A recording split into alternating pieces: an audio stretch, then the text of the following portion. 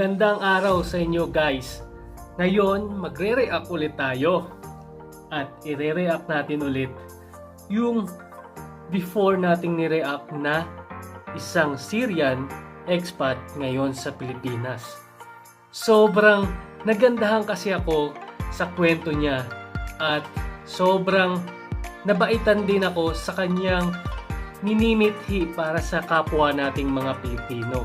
So ngayon, panoorin ulit natin ang kanyang ginawa sa isang rider sa Pilipinas.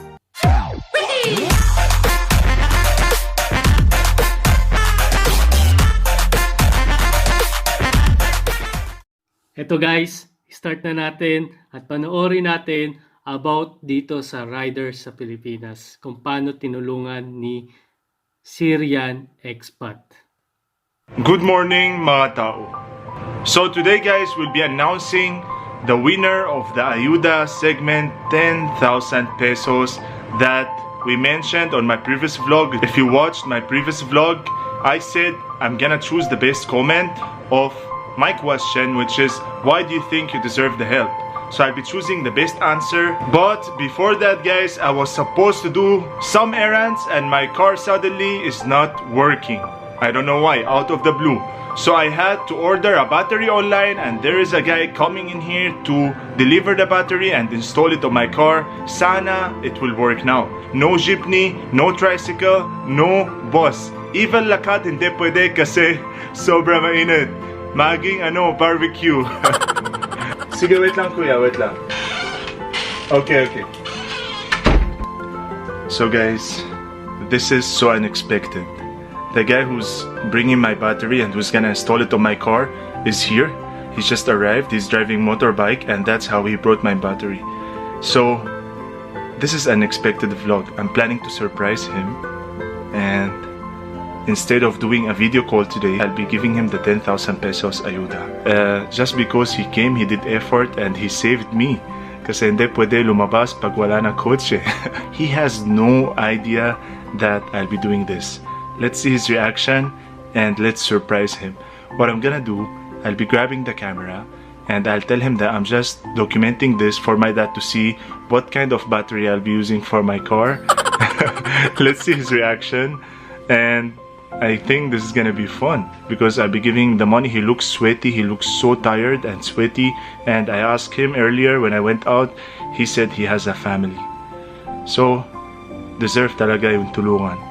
But you don't worry guys, because I'm still gonna be choosing a winner for the 10,000 Ayuda challenge from the comment section of my previous vlog. So it's still open for a winner. If you haven't watched my previous vlog and you haven't commented your answer, you still have the chance because I'll be choosing the best answer for my next vlog, and that's when I'm gonna do the video call and surprise the next winner with the 10,000 pesos Ayuda.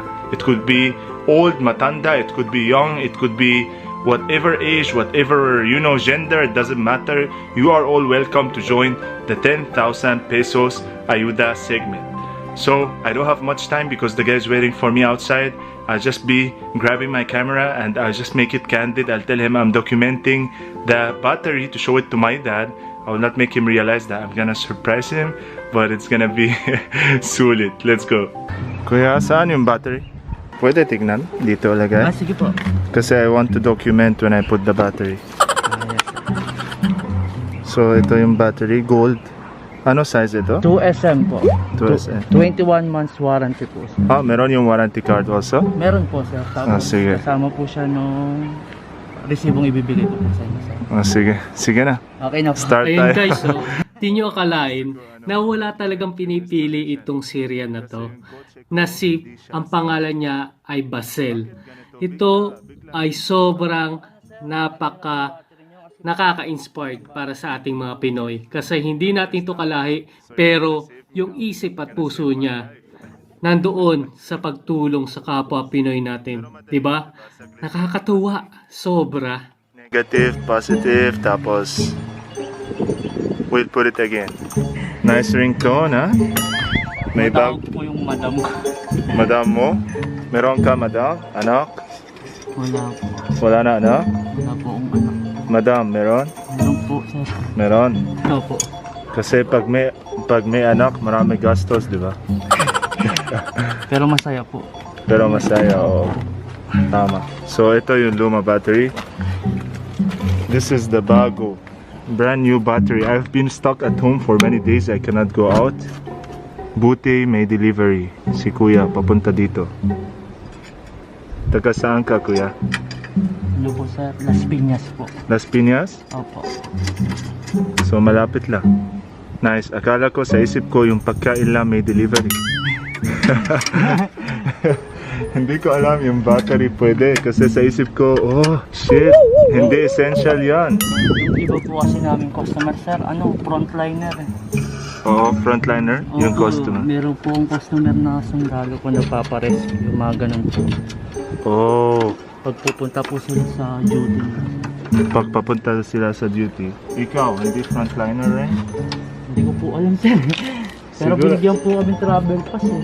Sa isip ko, frontliner ka kasi dahil may carbonara, papunta ka sa site para ayos yung battery, saka replace it.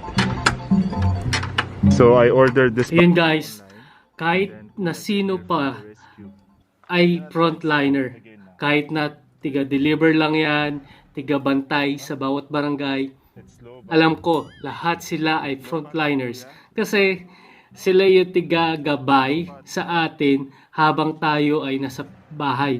Sila rin yung tumutulong sa atin para maging maayos yung bawat komunikasyon, bawat gagawin natin sa labas, di ba?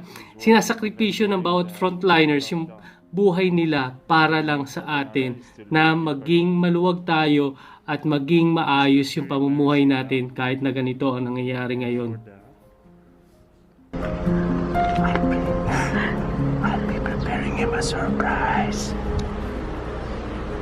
Magkano kuya? Tapos may warranty card also. Ilan month yung warranty card? 21 months po. 21 month? Sige, wala. Kaproblema po siya sir. Pag may problema, Kunyari po, sira po siya, factory defect. I'll call you. Papalitan po lahat po siya ng bago. Bago. Opo, bago ulit. Motolite Vicky naman. Sige. Okay, salamat. Bye bye. Ito lahat sa'yo. Surprise time. Ito lahat sa'yo.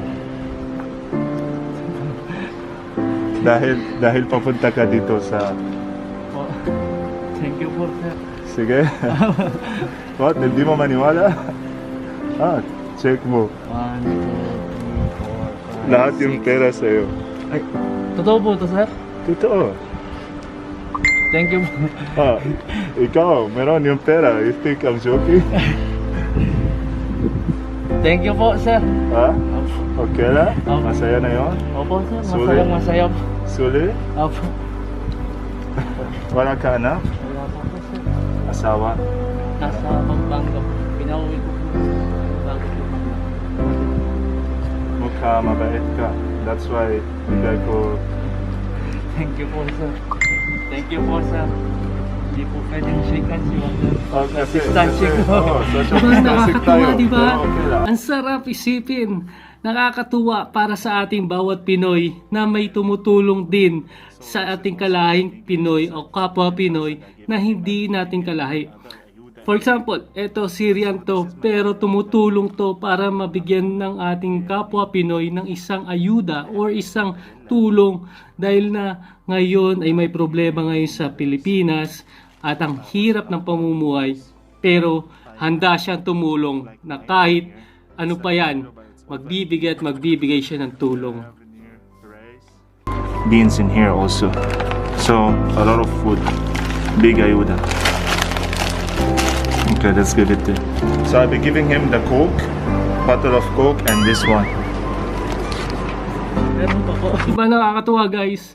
Binigyan na niya ng pera, pero binigyan pa niya ng ayuda na pagkain para siya ay makapagtuloy-tuloy sa kanyang pamumuhay. Nakakatuwa kasi talaga. Inat ka. Kaya mo? Kaya mo lahat? Saan lagyan? Oh, kasha dito ha? Grabe. Maliit yung motorbike pero lahat kasha.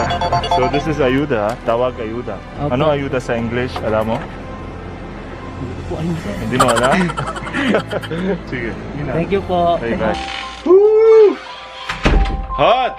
Mainit! So, sobrang masaya ako talaga guys kasi he's super happy. He was super happy. Just to let you know that our segment of Ayuda is still ongoing. So you still have the chance to win. All you need to do is go to my previous vlog and comment and answer my question, why do you think you deserve the help rather than other people? And let me see your answer. I'll be choosing the best answer and you'll be winning with me 10,000 pesos ayuda. You'll have the chance to chat with me, video call and live. So I'm doing this ayuda segment to reach out more people that are outside Metro Manila or people who are wherever they are. Very important announcement also about the milk, because a lot of you are asking about the milk and messaging me about the milk and what happened to the milk.